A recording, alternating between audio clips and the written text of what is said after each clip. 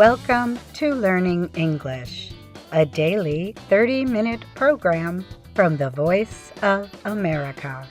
I'm Katie Weaver. And I'm Mario Ritter Jr.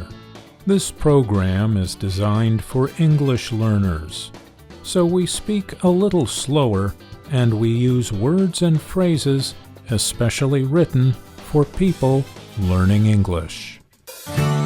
Coming up on the show, Alice Bryant and Phil Dierking have education tips. I'll bring you a gardening story. And we close the show with the lesson of the day. But now, here's John Russell. The year was 1931. The top-selling book in the United States was The Good Earth by Pearl S. Buck. The following year, Buck won the Pulitzer Prize for the best novel by an American writer. In 1938, Buck became the first American woman to be awarded the Nobel Prize in Literature. She wrote more than 100 books. She also wrote short stories, poetry, plays, essays, and children's books. But most people remember Pearl Buck for her novels about China. She knew the country and its people very well. For nearly 40 years, China was her home.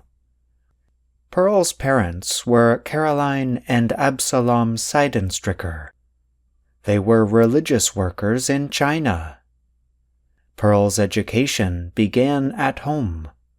Her mother taught her many of the things she would have learned in an American school. A Chinese teacher taught Pearl other subjects. In 1910, Pearl went back to the United States to study philosophy at Randolph-Macon Women's College in Lynchburg, Virginia. After graduation, she returned to China. 3 years later, she met John Lossing Buck. He was a religious worker who studied agriculture. They were married and moved to a small village in the north of China. Their life among the poorest people provided the subject matter for many of the books she later wrote. The Good Earth is the story of a poor Chinese man named Wang Lung. His wife is Olan. They work very hard together and finally make enough money to buy some land for a farm. After a time, they grow enough crops to feed their family well, with some left over to sell. Their lives get much better, and they are happy. But the good times do not last. Pearl Buck wrote her first books about China at a time when most people in the world knew almost nothing about the Chinese way of life. After almost 40 years in China, the writer moved back to the United States. She bought Green Hills Farm in eastern Pennsylvania. She began to write articles for newspapers and magazines. She expressed her opinions on war, politics, religion, equal rights for all people, and many other subjects. She also gave many speeches. Buck talked to young people about the importance of a good education. She also told them they needed to know more about other people around the world. Pearl Buck died in 1973 at the age of 80. I'm John Russell.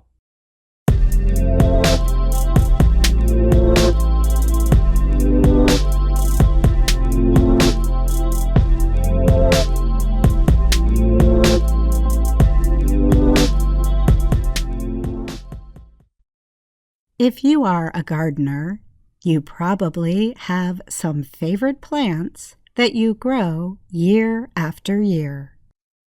But you might also like to try new plants sometimes. Gardening expert Jessica Damiano recently reported for the Associated Press about one way to find new plants that might appeal to growers. Each year, the independent nonprofit organization All America Selections, or AAS, enlists more than 80 horticultural professionals from around the United States and Canada to serve as plant trial judges.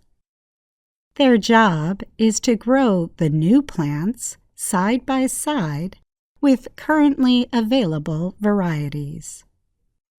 The group then compares plant performance, time to reach full growth, flower or fruit size, disease resistance, and other qualities important to home gardeners. When the results are gathered, the best plants are named AAS winners for the following year, in time for their launch on the market.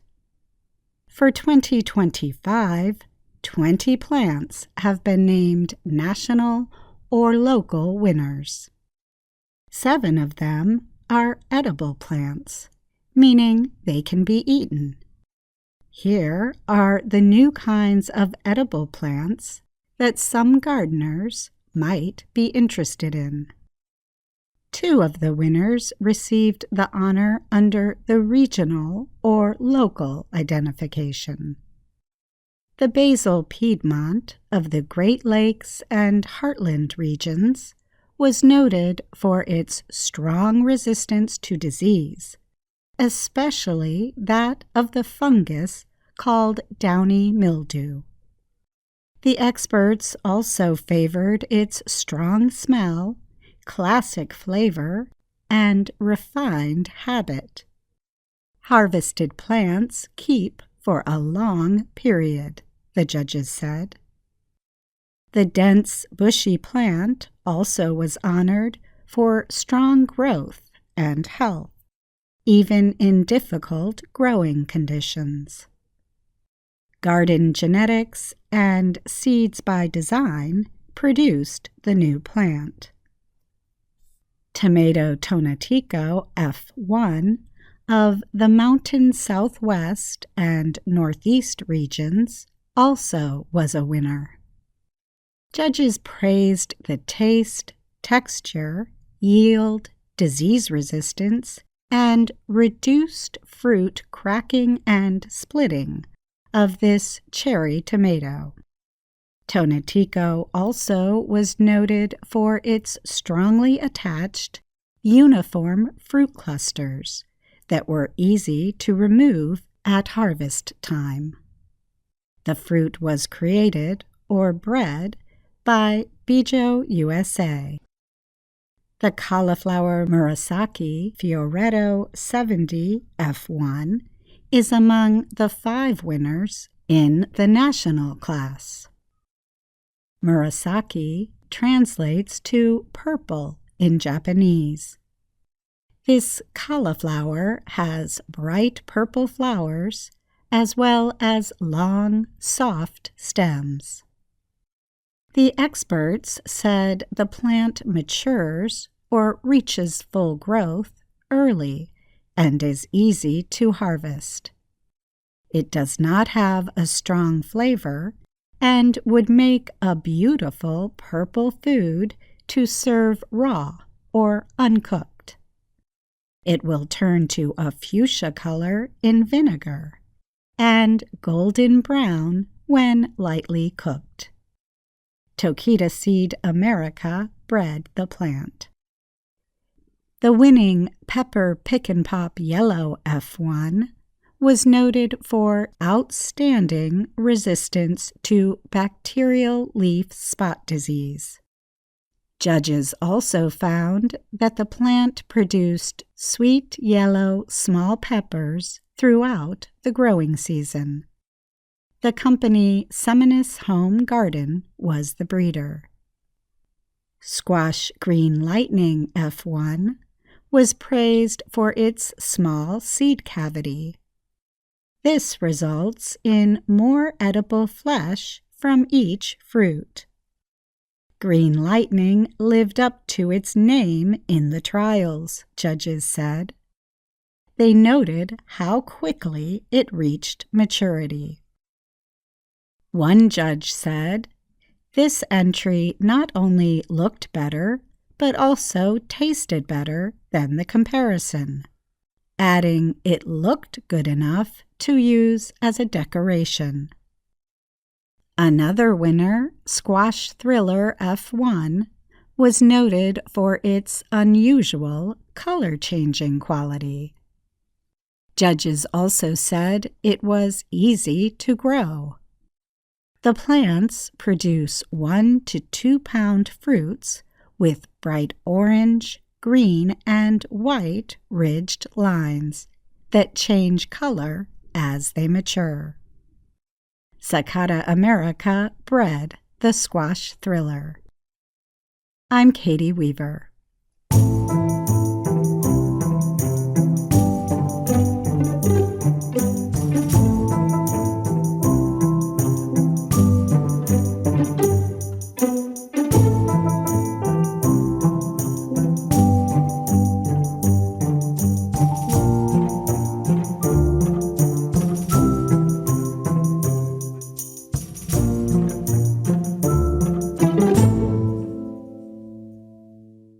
On a recent program, we explained that knowing just a few root words in English can help you understand the meaning of hundreds more words. To refresh your memory, a root word is the simplest form of a word. For example, 2 forms of the root for the word see are viz and vid, such as in the words television and video. Today, we will tell you about prefixes and suffixes, groups of letters that appear at the beginnings and endings of words. Learning the meanings of common prefixes and suffixes can help you understand unknown English words you come across. It can also help you become better at spelling words. Let's start with prefixes. A prefix is a letter or a group of letters that we add to the beginning of a word. Prefixes change the meanings of words. For example, the prefix un or un can mean not, remove, or opposite. Adding un to the word happy gives you the word unhappy, which means not happy. Un and re or re are the 2 most common prefixes in the English language. Re means again or back, such as in the words rethink, redo, and repay. Here are a few things to remember when learning prefixes. Number 1. Different prefixes in English can have similar meanings, such as un, in, and non, all of which mean not or opposite of.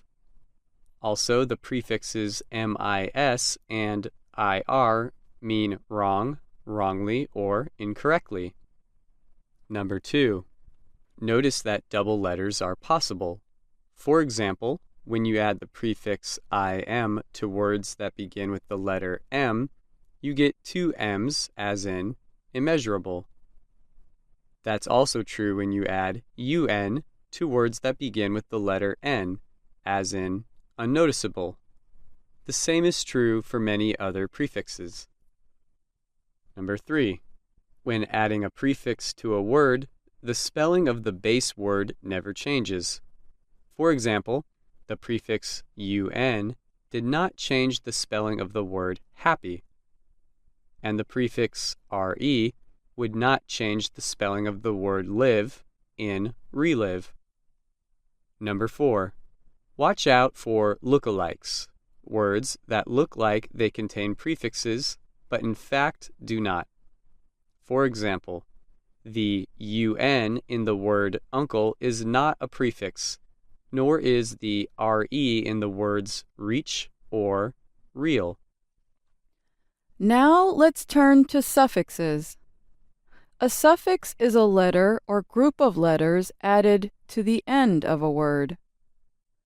Suffixes are commonly used to show the part of speech of a word. For example, adding ion to the verb act gives us action, the noun form of the word. Suffixes also tell us the verb tense of words or whether the words are plural or singular. Some common suffixes are er, s, es, ed, ing, and ly. Here are a few things to remember when learning suffixes. Number 1. Some suffixes have more than one meaning. For example, the suffix er may suggest a person who performs an action, like a teacher.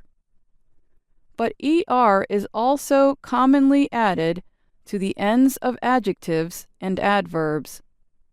They compare two things and show that one is more than the other, such as in faster and stronger. Number 2. The spelling of a base word can change when a suffix is added. This is true of most base words ending in the letter Y. For instance, when we add the suffix ness to the word crazy to make craziness, we replace the Y with an I. This rule is also true of many base words ending in a silent E when the suffix begins with a vowel. For example, in the words write, make, and manage, we drop the E in the words when we add ing to make writing, making, and managing. We also often drop the silent E before the suffix able, such as in usable.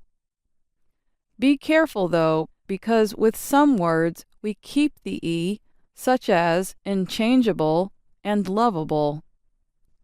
There are additional suffix rules, but they deal with spelling and can be learned with time and practice. A thing to keep in mind about both prefixes and suffixes is that some are only used with some words. For example, we add the suffix ful to some nouns to mean full of, such as in the words beautiful or helpful. But we cannot add full to just any noun. You could not, for example, say loveful to mean full of love.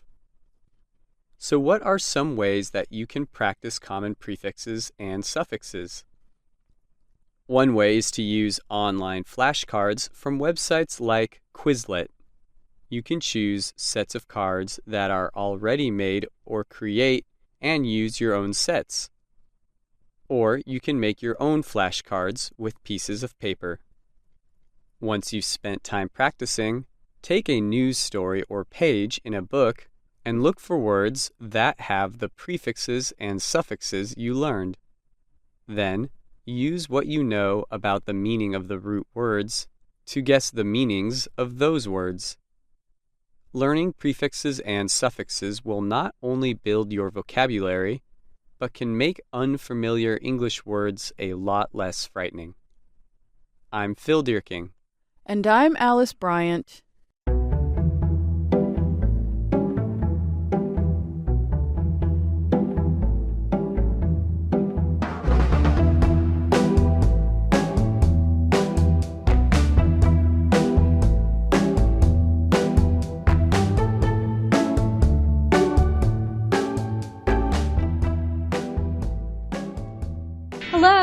My name is Anna Mateo. My name is Andrew Smith. And my name is Jill Robbins. You're listening to the Lesson of the Day on the Learning English podcast. Welcome to the part of the show where we help you do more with our series, Let's Learn English. This series shows Anna Mateo in her work and life in Washington, D.C. In Lesson 37 of the series, Anna finds a backpack outside her office building and tries to find the person it belongs to. Let's listen. You know, I am from the country, and sometimes I miss it. But I really like life in the city. I love the city. Oh, look, someone lost a bag. Maybe it's theirs. Excuse me, is this bag yours? No, it's not mine. It might be hers. Thank you. Excuse me, is this bag yours? No, it's not mine. It might be his. Thank you. Hello, is this bag yours? Yes, that's mine. These are all my travel things. Thank you. Thank you. Luckily for this traveler, Anna found his bag and brought it to him. Anna was thinking to herself, I wonder whose bag this is. That's whose, spelled W-H-O-S-E, which refers to possession. That means to whom the object or idea belongs. right. So if you find something and you're not sure whose it is, one thing you can ask is, Whose is this? remember that this word, whose, is spelled differently than the contraction of the two words, who is. Those two words form a subject and verb, like this. Who's the President of the United States? The contraction and the possessive adjective both sound the same. They are both pronounced with the sound of the letter Z at the end. Whose bag is this? Who's the President of the United States? And when we talk about to whom something belongs, we use possessive pronouns. We heard these when Anna was trying to find out whose bag she found. Oh, look, someone lost a bag. Maybe it's theirs. Excuse me, is this bag yours? No, it's not mine. It might be hers. Thank you. Excuse me, is this bag yours? No, it's not mine. It might be his. Thank you. Hello, is this bag yours? Yes, that's mine. These are all my travel things. Thank you. Thank you. You'll notice that these possessive pronouns sound almost the same as possessive adjectives. For example, the adjective form of the pronoun you is your. Like when we say, this is your bag. And then for the possessive pronoun, we just add the letter S. For example, This bag is yours. But notice that the S at the end sounds like the letter Z. Z. Yours. if you listen carefully, you can hear a bit of the sound of the letter S at the end of a word like yours. So the sound of Z is not as strong or as long as in a word like zero. Instead, it's more like a Z with a little S at the end. Yours. Now listen to these 5 possessive pronouns. Yours, his, hers, ours, theirs. We'll listen to a chant at the end of today's lesson of the day to give you a fun way to practice saying these possessive pronouns. Oh, we will. Whose idea was that? That idea was mine. Well, I'm not surprised. Let's go back to lesson 37 and see what the owner of the bag and Anna talk about. Are you okay? You seem nervous. Well, this is my first visit to Washington, D.C. I'm from a small town in the country. I feel a little lost. I'm from the country too, and I understand. When I first came here, I felt lost all the time. So, do you like living in the country or in the city? I like to live in the city. Why? The city is exciting. It has more culture than the country. There are many museums and restaurants. Every night there's theater and music. And there are more jobs. That is why I'm here. Well, I agree. There is more culture in the city, and there might be more jobs, but the country has more nature. It's peaceful and beautiful. There are more trees and mountains. The air is clean.